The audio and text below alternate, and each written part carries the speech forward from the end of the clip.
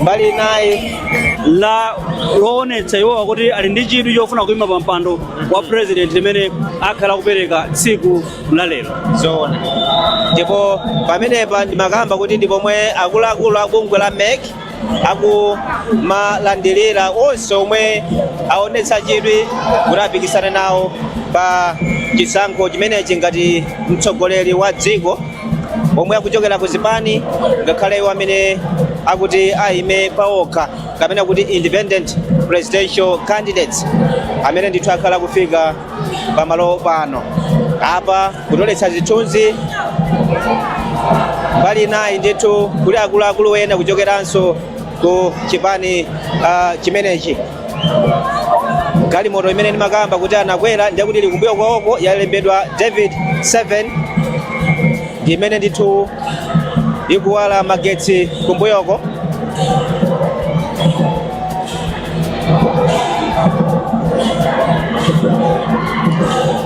Akupita chaku galimoto kumeneko sindikudziwa kuti ndi mmene muli namwaliwa kapena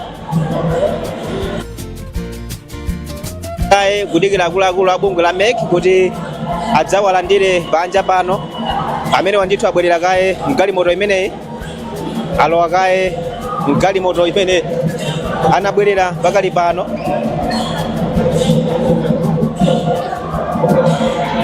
Tionetsetse kuti kwadi chikuchitika ndi chani kwenikweni pamenepa fana tuluka ndi abwereranso kaye mu galimoto imeneyi.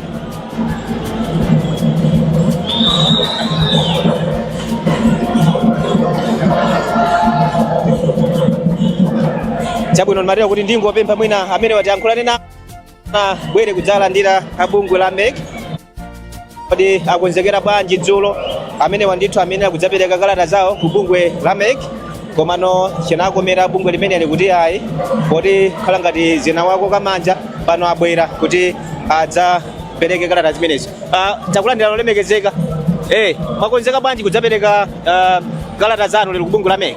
No, takonzeka tili pano lero finally tili pano so takonzeka tione chimene zonse zikhalire koma takonzeka. Mumenera kudzapereka kalata zanu dzulo malingana ndi dongosolo la bungwe la MEC koma kuti zina zake zinachitika ndikhoba zoti munagweredwa zovuta tangu amasukirana okutsalani kuti chinachitika ndi chani dzulo kwenikweni? No, I think that's the story of another day and the yesterday is past. Chongotokoza MEC kuti atichita accommodate ngakhale sitinayembekeza kuti tibwera lero lino so chongotokoza MEC for this. Chabwino uthenga kwa kutsatirani ndikuona apa pali gule wamkulu komanso ingoma kodi mukupanga promote kapena kulimbikitsa chikhalidwe? Yeah, ndine wachikhalidwe kuyambira kalekale komanso ndi magulu amene makonda kwambiri so yeah please makonzeka tathokoza kwambiri. Zoma kwambiri. Kuyankhula ndithu kwa David Mbewe yemwe ndi mtsogoleri wa Liberation for Economic Freedom Party LEFP. Ndiye ndikaleni kuwapatsira ndithu anzanga kuli John Paul Kayuni komanso Madaliso Piri kuti ndithu apitirize ifeyo tikhale kodiwo afika pano posachedwa bungwe la MEC motsogozedwa ndi akuluakulu amenewa akhala kuwalandira a David Mbewe kuti ndithu lowe mkatimu akapereke kalata zawo zimene ndithu konza kuti athe kupikisana nawo pa chisankho chimene ndithu chikubwera pa 16 September pano. John Paul Kayuni ndikuona uli limodzi ndi Christina Chotha pamenepo kuti mwina mutha kuwapatsira anthu zimene zikuchitika panja pano. Tili panja penipeni pa chipinda chimenechi chimene akumalowera atsogoleri amenewa amene akuzapereka ndithu kalata zawo zosonyeza chidwi chozapikisana nawo pa chisankho cha pa 16 September makamaka chisankho cha mtsogoleri wa dziko. Ndiye tikuona ndithu panja pa mtsogoleri wa chipani chimenechi cha Liberation for Economic Freedom David Mbewe afika ndithu mu nthawi yake abungwe limene la MEC nthawi yabwino iwo afika anatuluka anaona kuti ayi ozala ndilasa anatuluke ndi analowanso mgalimoto koma pamene ndikuonera ndizokuti mkulu ameneyi makamaka chief executive officer wa bungwe limene la MEC watulukano kuti mwina awalandire ndi mzanga Charles mwina just to paint a picture panja pano mene zikuonekera. Zikomo kwambiri Christina, zona ndi panja pano mene zikuonekera pali ndithu sitinayembekezere kuti pakhozopezeka kuti pali masapota ndithu ambiri soyena amene yakuvina popo ng'oma zakezo komanso gule yakuvina pamenepo ndithu ndi uyu gule wamkulu. Simunayembekezere chifukwa chani? Ndi chipani tu, ndi chipani. Ichi ndi chipani kwa sinayembekezere potengera ndi mtsogoleri wa chipanicho nanga makamaka chiwerengero. Alipo ndithu chiwerengero chilipo ndithu sinaganizire kuti akuzochuluka mmene alilimu komanso Christina ndikuona mtsogoleri wa chipanicho ndotithu anali tu prophet. Mwaona ndeni muona sono mbusa munthu wazaubusa choncho papezeka gule ndithu ali panja apa avalaso makaka achipani chawo chimenechi LEF cha Liberation for Economic Freedom ndithu ayi sapoti ali nayo komanso anthu amene akhala kulowa mkatimu iwo sanatsike galimoto chiwerengero chabwino ndithu moti panopa atsikano galimoto ija ndipo akufuna alandiridwe ndi akuluakulu a MEC makamaka chief elections officer wa ku MEC amene Andrew Mpesi kuti atenge alowe nawo mkatimu koma masapota wakhala akubwera ndithu akufika iwo amene amafika pano anapeza masapota ena alipo ena abwera nawo limodzi anayikuta galimoto yawo kulowa nawo limodzi muno mu BICC kuti achite nawo mwambo umenewu kumasana kuno. Pano akulowa ndithu mkati afika amene watengedwa ndi Andrew Mpesi amene tinafotokozera kuti ndi chief executive officer wa bungwe limeneli la MEC. Ndiye mwinaso Charles kungofotokoza zikuoneka kuti anthu amene avala makaka achipani chimenechi akucheperako ambiri ndi anthu okuti sanavale makaka.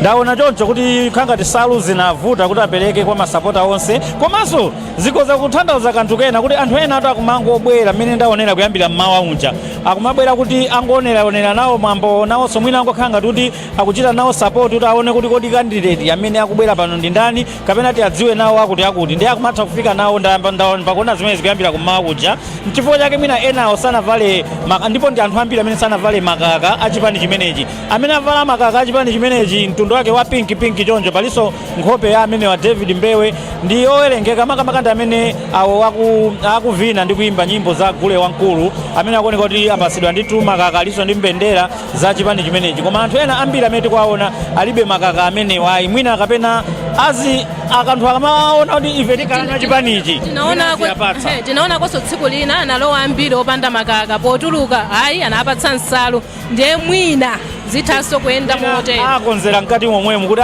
kodi inu mwangoyenda choncho tifuna kalala visibility pa Chingerezi tifuna kalala izioneka ndithu ndiye mwina nkuthekaso zomwe munaona tsiku linazo Christina nkutheka kuchitikaso lerolo koma ayi kanambala timati sizable mu Chingerezi kanambala ndithu koonekabe kuti ayi ndi kanambala koyenerera kuti molalo yapanja ikugwira bwinobwino molalo yapanja zikutheka ndithu bwinobwino komabe mwina akanachulukabe anthu akuyerekeza ndi mmene amabwerera zipani zina masaizi akumasiyana Christina tinene choncho zumangotengeranso mwinanso chipani ndiye kumbali ino ya chitetezo mauja tinaona ndithu panali chitetezo chokhwima pamene panabwera mtsogoleri wa chipani chimenechi cha odya zake alibe mlandu koma pano tikuona kuti ayi chitetezo ndichocheperako komanso anthu akulowa bwinobwino ndithu pali dongosolo kusiyana ndi mmene tinaona mmawa uja chinachitika nchoti mwina zachitetezo zinavutirako pang'ono kumbali yoti anthu achita hando motani anthu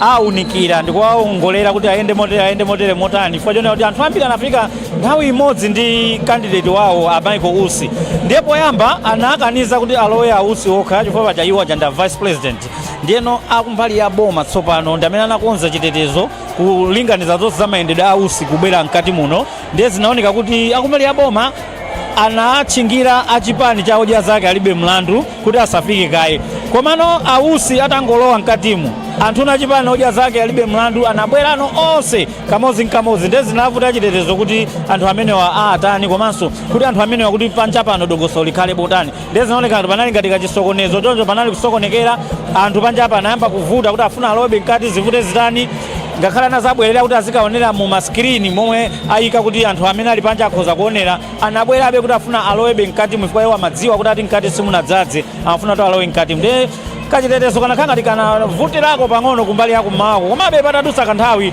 zina zapanga stabilize bwinobwino kuzakhala bwinobwino, anakonza panali bata panali zonse nditu za dongosolo. Koma masana ano ndiye tikuona kuti dongosolo lenileni mwina ifo choti mwina chiwerengero cha anthu amene akulowa apa apanga mfoleni, timati mfoleni nzere bwinobwino akulowa mkati mwa dongosolo mwabata bwinobwino, palibe zokankhana kapena zokokana ngati mmene zinachitikira kummawa kuja nthawi ya chipani cha odya zake alibe mlandu ndi ya Michael Usi. Koma panopanso pano tikuona kuti ndi amene wa Liberation for Economic Freedom Party motsogozedwa ndi David Mbewe amene afika nawo ndi traffic kale mkatimu kuti nawonso apereke kalata zawo zoonetsa chidwi, zoonetsa ndi commitment kuti azayime nawo ngati president wa dziko lino pa September 16.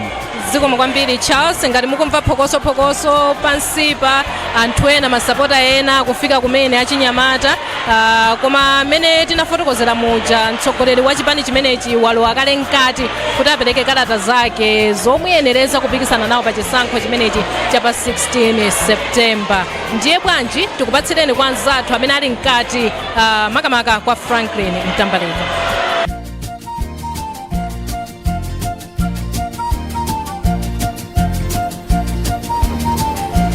Olemekezeka apa mpando wa Malawi Electoral Commission Justice Annabel Ntalimanja, ma commissioners onse kuchokera Malawi Electoral Commission, make chief elections officer Mr. Andrew Mpesi ndi ma deputy onse awiri komanso onse ogwira ntchito ku Malawi Electoral Commission. Masana ano ndikhalenso ndi mwayi kuti malo mwano ndi alandire akandidate amene abwera kufuna kupereka kalata zawo kuti apikisane nawo pa chisankho cha president pa tikiti ya chipani cha Liberation for Economic Freedom Party yowa nda Prophet David Mbewe. Mundiloleso kuti ndi alandire Secretary General Geoffrey Pomea komanso atsogoleri onse a chipani cha lefu olemekezeka onse amene muli mnyumba muno, osayiwalanso anzanga atolankhani. Popitirira ndi mwambo wathu masanano mundilole ndiyitane Bambo Gift Mpopo kuti adzapemphere zikomo.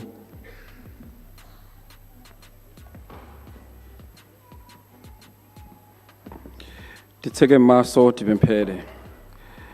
Atate athu okhala kumwamba, mulemekezeke chifukwa cha mphatso ya moyo imene mwatipatsa lero. Atate mulemekezekenso chifukwa cha tsiku la lero lopambana limene mwatibweretsera pano. Atate taona ninso tumasana ano tili pano kufuna kuonetsetsa kuti ntchito yosankha mtsogoleri wa dziko lino ikuyenda mwachilungamo komanso mwamtendere.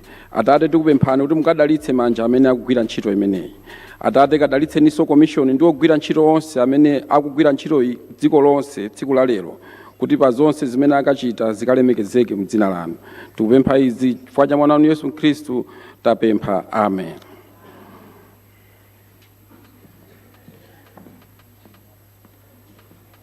Zikomo kwambiri Bambo Mpopo. Pano popitirira ndi program yathu iyi mundilole ndiyitane Chief Elections Officer ku Malawi Electoral Commission Bambo Andrew Mpesi kuti azatipase malonje ationesere ma commissioner komanso kuwalandira candidate. Zikomo.